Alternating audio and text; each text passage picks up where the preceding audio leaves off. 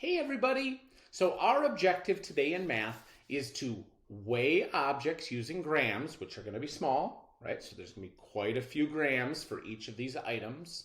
And then after you weigh those items, you're going to compare them using words like lighter and heavier, greatest and least. It's very similar to the math we did a couple days ago using kilograms, okay? That was the math I had planned for us today, but I think, to be honest, this sort of math, it's kind of easy, and I would like to do something a little bit different, okay?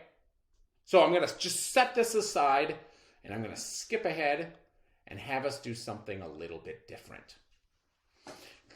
Let me tell you what is a big deal. When you move into second and third grade, you want to have very efficient adding strategies, right? You want to be quick with making sums, especially sums of 10.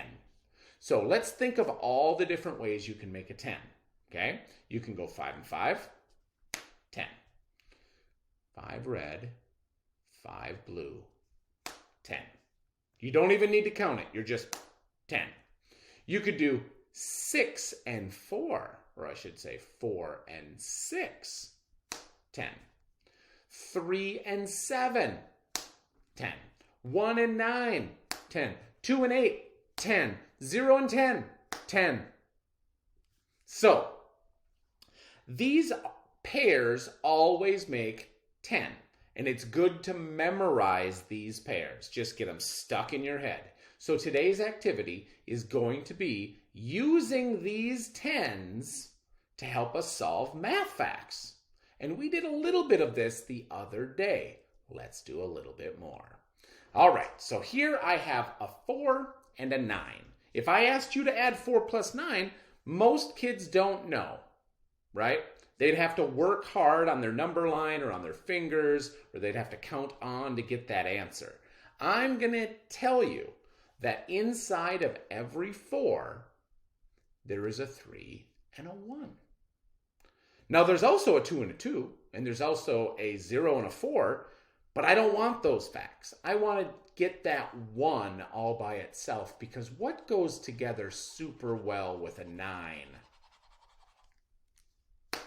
That 1, it goes together super well. That is a 10 fact. So I'm going to put my 10 in the tens place. And then all that I have left is my 3.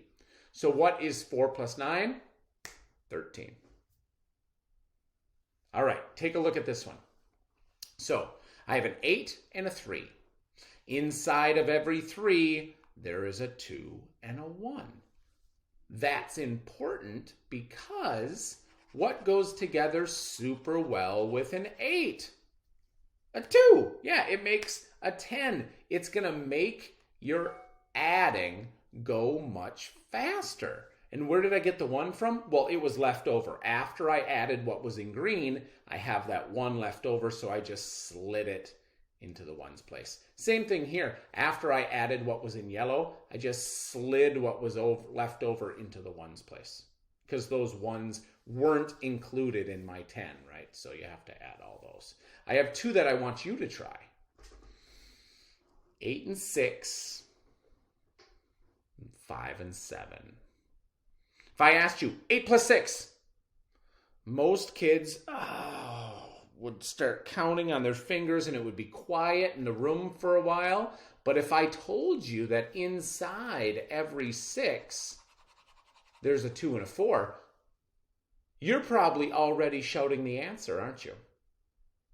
If I told you that inside of every 5, there's a 2 and a 3, you are probably already thinking about how to make a 10. So, today's activity, instead of measuring, I would like you guys to make me a million 10s. And I know there's a lot of problems on here, but they're always going to be a 10. So it's not as many as you thought. What goes with 4 to always make a 10? What goes with 7 to always make a 10? What goes with 5 that always makes a 10? By the time you do one of these lists, you will have done all the other lists. They're just mixed up. Same problems that we've done in the first column. So I'm going to do the first column with you, and then you can use that column to do all the others.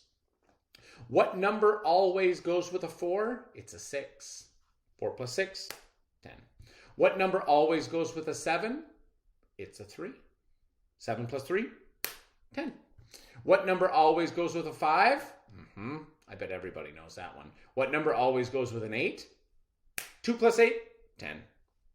What number already goes with a 3? Oh, I did that already.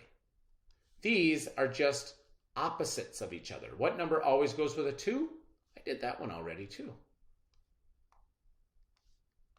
Now, I've done every problem on this page. You just have to practice it. Send this to me on Seesaw. I can't wait to see you make me some 10s. I believe on the next slide, I'm going to have you guys do a fun math game. I'll meet you there. Bye now.